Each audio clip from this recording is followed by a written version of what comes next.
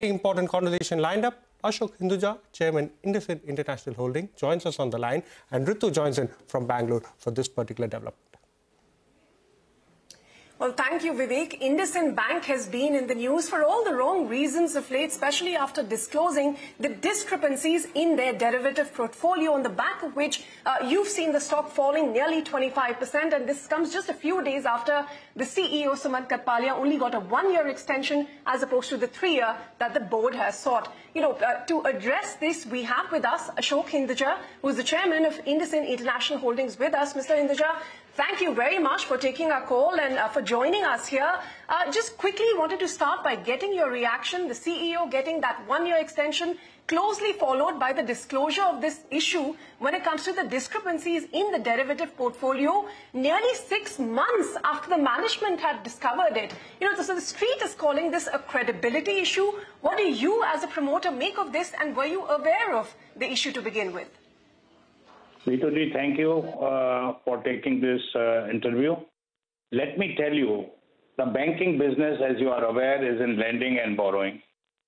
Globally, at various times, the banks face the problem much bigger, 5 times, 6 times the size of this bank.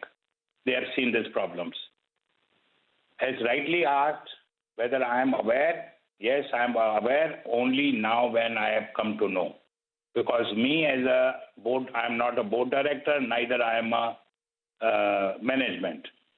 So this question, why they came to know, when they came to know, why they have not corrected and not informed, it will be very difficult for me to answer that question. But I can tell you, our trust and confidence in the board and in the management is very strong, because we have seen, IndusInd Bank has seen in last 30 years various problems, and it has all been handled properly by the boards as well as by the MD and the management then. And this problem will get resolved, because as we see, their financial numbers are very strong. As you know, the operating profit for 9 months is 11,000 plus crores. The hit of this 1,500 crore or 1,600 crore is not much. And these are derivatives, technical difficulty problems, as we understand. So they'll be able to take it. And my suggestion and request to the shareholders is that they should not get panicky about this. These are normal routine problems. But yes, I understand that their concern is that why they were not informed earlier. It depends, it all leaves the intention and the integrity of the institution. And banking business is the integrity, trust and faith. And I'm sure they may be having some difficulties, some problems. It only the MD can respond to this, which I think he will definitely do it. But there is nothing wrong in their system or in their management. Some professional, somebody must have done some error, technical problems, which we don't know. So as far as the promoters are concerned, we have full trust, and our support to the institution will always be there. Mr. Hinduja, you said, you support the management, you support the CEO, you say the financial hit is not very large, but what the street is very much concerned with is the credibility issue. And as you yourself alluded, it's not just this derivative portfolio discrepancy that has come to light. Just before this, we saw the Reserve Bank of India only giving the CEO a 1-year extension versus the 3-year that was sought. Before that, in the past, we saw the CFO resignation. Even before that, in 2021, there was that issue of the microfinance subsidiary and the glitches thereof. So there'd been a series of issues that investors have been concerned with. Do you not believe that there have been lapses at the management's end? See, as I explained to you, the bank is in business of various different segments. Microfinance is one. Microfinance, the business of microfinance, as we all understand, depends on the seasonal, on the political election basis, state-wise. They face problems. As far as the management is transparent, and he has given the provisioning that there is a problem, the more transparency he has given, the more market has hit him bad. So I am myself astonished that whenever a management is giving a provisioning and seeking that, yes, we will look into it, there is a problem, market should, on the contrary, appreciate that the management is transparent to come out and make a provision. It's not, as I read in the papers, it's not only once. They have done the provision in Q2, they have made a provision in Q3, and now this also, the problem which has come out, has not been identified by anybody, neither the auditor, it is the management which came out and brought to the attention and disclosed it. So as far as we promoters are concerned, yes, these problems have happened, and in this such a type of institutions, it will keep on happening in many other banks also. But we should give opportunity to the management to clarify these situations when they come on the media. Well, we hope, Mr. Hinduja, that the management will come on and clarify this further, because, you know, the stock has erased, almost 18,000 crores of market cap on the back of this news. And like you say, transparency and trust in banking is very, very important. And there has been a near 6-month delay in making this disclosure. So what are you going to say to investors that there will be no more such shocks in store? How will you allay these concerns? See, as I told you, I'll not be able to answer this because I am not into the awareness of that. So when Mr. Suman Katpalia may come for interview at your channel or some other channel, these questions should be put to him, and I think he will have fair answers to respond to that. But Mr. Hinduja, as the promoter, now currently the hit is estimated at anywhere between 1,500 to 2,000 crores, while the capital adequacy is comfortable at 15.18% Tier 1 capital. If needed, will you as a promoter look at further capital infusion into IndusInd Bank to support them? Okay, let me also add to this. Now it's more than 30 years this entity bank has come into existence. 3-4 such cycles have come. It has come in 2008.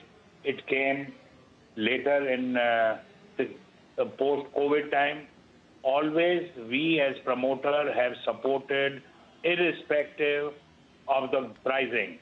If you recollect, there was a capital raise by the bank when the warrants were issued at 1,700 rupees, when the market was 1,900 to 1,000 rupees. And the market was saying the promoter will not invest, but we proved the promoters invested irrespective of the more than 40-50% price difference only to support the bank. Today also, after this provisioning, as I understand, the capital adequacy will still be over 15%, wherein minimum requirement for any bank as per the regulator is 12.5% to 13%. But irrespective of this, as and when further capital is required, promoters, shareholders are high net worth, global shareholders. They are always with the company since last 30 years. They have not exited. They have neither sold their shares. They are seeing long-term opportunity, and also they are pushing to the company, to the board, that please come for more opportunities. And that is how we invested and went through the insolvency route of the Reliance Capital. As you are aware, was also successfully achieved. And you may be knowing only yesterday, 26%, the Indian part equity has already been fulfilled, completed, and 2,500 crores for the 74% equity also has been injected, and hopefully this transaction will get completed 100% by this Thursday. So total transaction is of 10,000 crores. Yeah, so well, Mr. Hinduja, we'll come to RCAP in just a bit. Yeah. As far as IIHL, we'll come to RCAP in just a bit, Mr. Hinduja. But first, on IndusInd Bank, a couple of years back, IndusInd said there was an in-principle sort of, approval from the Reserve Bank of India for the promoter entity to hike its stake from 15 to 26%. About 1.5 years or so have lapsed. What is the status on that? Why the delay in hiking stake if, as you said, you intend to increase it? Okay, let me also add to this. We have got the approval letter in the principle that as a policy you can increase from 15 to 26%, and we have to follow the process, which we have followed the process. Form A is one of the processes which we have filled up, provided all the correspondences, anything whichever their queries were there have been answered. Now it is left to the regulator as and when they think proper to provide. And once we get the approval, we will immediately increase and put injection of the capital into the bank as and when they require. What are the conditions exactly, Mr. Hinduja, that the promoter... actually, Mr. Hinduja, what are the conditions that you have to fulfill for RBI to give you that final approval to be able to take your stake up to 26%? As we understand, the shares also have to be unencumbered, and about 50% of your holding currently is pledged. Let me explain to you. If you go on the net has a form which regulator gives to any bank who wants to increase their holding. So, for me to provide all those details will not be proper. There is a form which has to be fulfilled as one of the conditions, which has been done and has been filed, and any queries on that also has been provided. A timeline, Mr. Hinduja, as to when you're expecting that final approval to take the stake up to 26%? Sorry to say, that is not in our hand.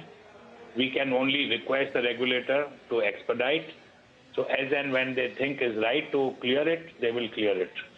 Maybe after this interview... Okay, Mr. Hinduja? Yeah. Maybe after this interview, nearly 50% of your... You may be, yeah, sorry, go ahead. Good enough to raise this question, and we may get the approval in few days. Well, we'll wait to hear on that, but 50% of your stake, Mr. Hinduja, of the promoter entity is currently pledged. Given the fall in the share price that we've seen on the back of this news, have there been any margin calls? No, at the moment there is no margin call. And second thing, why it is pledged? You see, IIHL is a holding company. IIHL is a holding company. It has over 600 shareholders. There is no business in IIHL. It only depends on the dividend and the valuation and the NAV of the company. So the shareholders always push to the board and to the management that why don't you create further value, why don't you go for more acquisitions, which we have done. This is how the BFSI sector has come in. So whenever such opportunities come and short-term funding is required, if they have raised any pledged shares, at an appropriate time, those shares also will be depledged. So the pockets of the shareholders and the pockets of the IIHL is very strong. I can assure you that. While that, be that as it may, Mr. Hinduja, the stock is now down 25%. I just wanted to understand if there would be a need to create more pledge at all. No, the question is, you see, this is again, depending on the management of the IIHL, what they think is appropriate. They also understand that they are in the BFSI sector, they are in the banking, they have to be very cautious and careful. And at an appropriate time, whatever they think right, they propose to the board. Board thinks it is right or wrong. Accordingly, they take the decision. But as of now, there is no such situation. Depending after this, what will happen, I don't know. But at the moment, there is no margin call at this stage.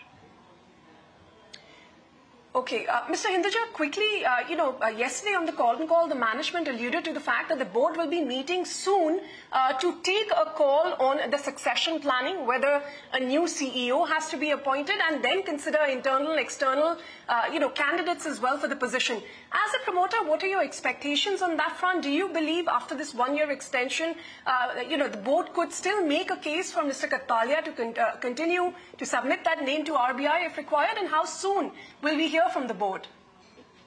Sorry, I'll not be able to answer this because this is not my prerogative. It is the board's prerogative, and the MD's renewal further. It all depends on his performance in the current year.